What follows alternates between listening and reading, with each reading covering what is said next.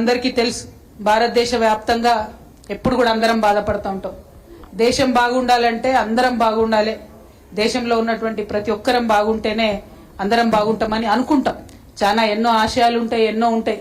కానీ ఆ ఆశయాలను ఆకాంక్షలను గుర్తించి దళితులకు ఈ దేశంలో ఖచ్చితంగా 15% రిజర్వేషన్ ఉంటేనే నా అన్నదమ్ములకు సమాజంలో గౌరవం ఉంటుందని మన అందరినీ కూడా మన తలరాతలను మార్చినటువంటి మహనీయుడు అంబేద్కర్ గారి దయతోని ఇవాళ భారతదేశంలో సమాజంలో కలిసి మొత్తం దళితులంతా కూడా నడవగలుగుతున్నటువంటి పరిస్థితి ఉన్నది.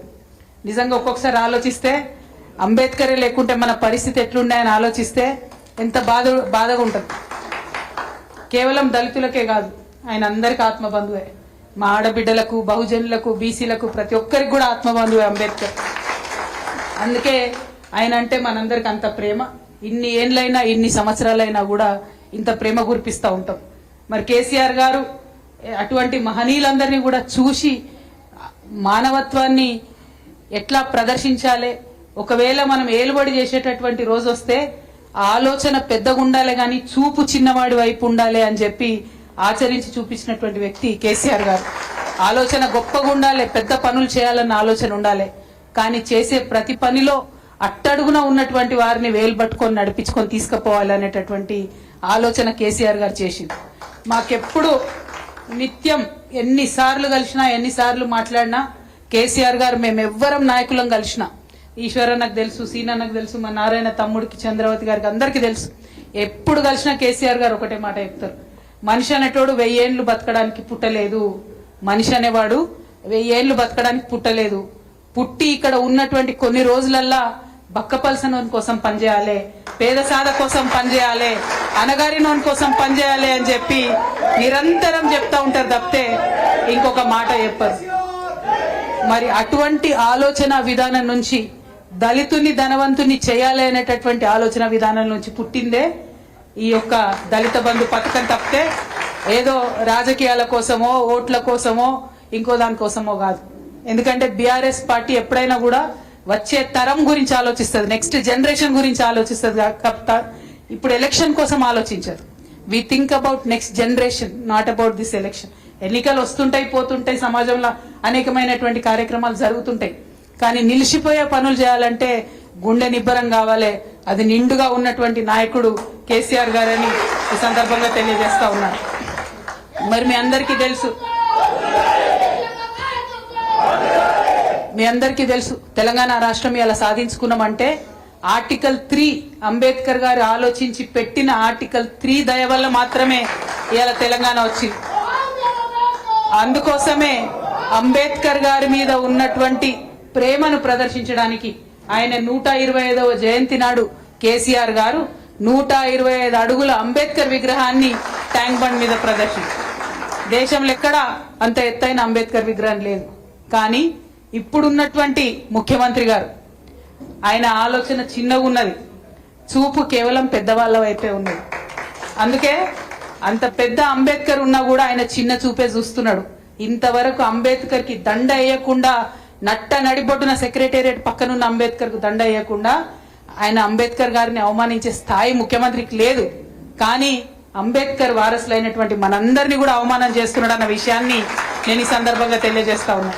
మరి ఈ వేదిక ద్వారా ముఖ్యమంత్రి గారిని నేను డిమాండ్ చేస్తా ఉన్నా, మీరు అంబేద్కర్ జయంతి ఏప్రిల్ 14 వస్తున్నది, ఆ లోపల ఖచ్చితంగా పెద్ద అంబేద్కర్ కు రాష్ట్రంలో ఉన్నటువంటి క్యాబినెట్ అంతా కూడా పోయి దండ వేసి గౌరవించాలి.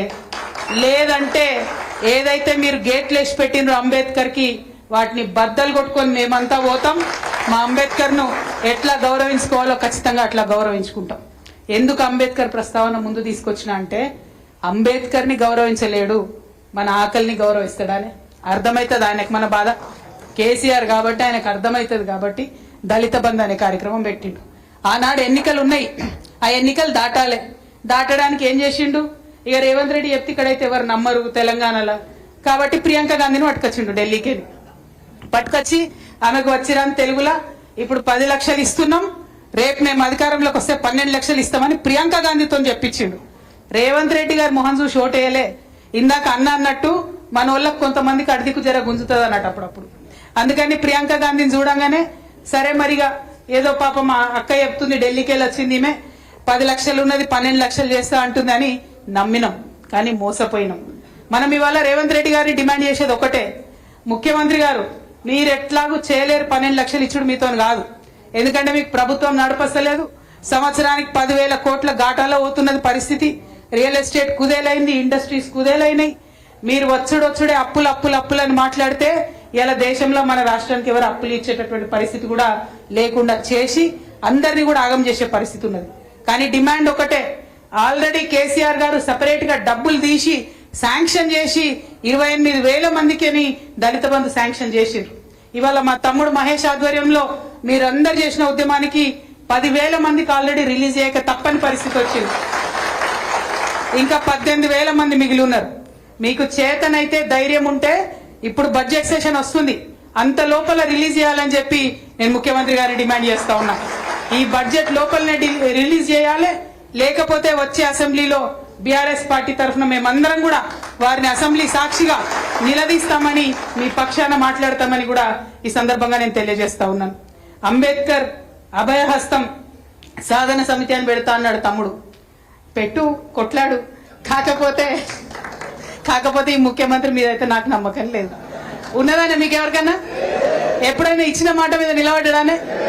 మరి ఎందుకే ఆయనతో మనకు మళ్ళీ 2-3 ఏళ్ళు ఆగితే మనమే వస్తాం, మనమే వేసుకుందాం మంచిగా. ఇంకొక మాట మీరు ఆలోచన చేసుకోవాలి, ఆయన మోసం చేయని వాళ్ళు ఎవరైనా ఉన్నారా? కనీసం కేసీఆర్ సార్ గురుకులాలు పెట్టిండు, వాటినైనా నడిపస్తుందా చక్కగా? 57 మంది పిల్లలు చచ్చిపోతారనే గురుకులాలలో. ఏం చేస్తున్నట్టు ప్రభుత్వం, ఏం చేస్తున్నట్టు? కనీసం కేసీఆర్ పెట్టిపోయింది దాన్ని ఉన్నట్టు నడపరాని చేతగానటువంటి వ్యవస్థ ఈ ప్రభుత్వంలో నడుస్తుంటే వారి నుండి ఇంకా మనం ఆశించడం. మీకు ఒక మాట చెప్పాలి, మీ అందరు లెక్కలు తెలిసిన వాళ్ళు ఉన్నారు కాబట్టి 33,000 కోట్లు పెట్టిరు ఈసారి బడ్జెట్ లా. ఎస్సీ ఫండ్ 33,000 కోట్లు పెట్టిండ్రు. దాంట్లో ఇప్పటి వరకు అంటే ఇంకా 15 రోజులు అయితే మార్చి వస్తుంది, కొత్త బడ్జెట్ వస్తుంది. దాంట్లో ఇప్పటి వరకు విడుదల చేసింది ఎంత అంటే కేవలం 9,800 కోట్లు. అంటే పెట్టుడేమో 33,000 కోట్లు, కానీ ఇచ్చుడేమో కేవలం 9,800 కోట్లు. అంటే కేవలం 30% బడ్జెట్ మాత్రమే ఇచ్చిరు తప్పితే ఇంకా ఇవ్వలే. ఇంకా మిగిలిన డబ్బులు కూడా మనకు ఉంటాయి మన ఖాతాలో. ఎందుకోసం ఉంటాయి?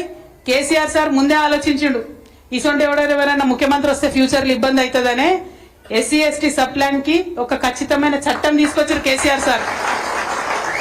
మీరు గనుక ఈ సంవత్సరంలో ఖర్చు పెట్టకపోతే వచ్చే సంవత్సరం మనకి ఇవ్వాల్సిందే అవి, వాటిని ఎగబెట్టడానికి లేదు. కేసీఆర్ సార్ చట్టంలో మనందరి కోసం ఆ రక్షణ పెట్టిండు ఆల్రెడీ. కాబట్టి ఇప్పుడు ఎగబెట్టినా కూడా ఆ డబ్బులు వస్తాయి, కానీ ఆ డబ్బుల్ని సంపాదించి తెచ్చి మీకు ఇచ్చేటటువంటి మనసున్న సర్కార్ లాగా అయితే నాకు అనిపిస్తలేదు. వారిని ఒకటే ఒక భాష అర్థమవుతుంది, వారికి ఉద్యమాల భాషనే అర్థమవుతుంది. బరాబర్ మొదలు పెడదాం, మేము అసెంబ్లీలో మొదలు పెడదాం, మీరు ఎక్కడేంటే అక్కడికి నేను కూడా వస్తా, ఈశ్వరన్న కూడా వస్తా, అట్లనే మా బండ శ్రీనన్న కూడా వస్తారు. ఇవాళ కావాలనే వీళ్ళిద్దరిని పిలిపించిన, ఎందుకంటే మన దళితుల పాలిట ధనలక్ష్మి లెక్క మన అన్న అందరికీ కూడా దళిత బంధు స్కీమ్ వారి ఆధ్వర్యంలో కేసీఆర్ గారు మొదలు పెట్టింది. మరి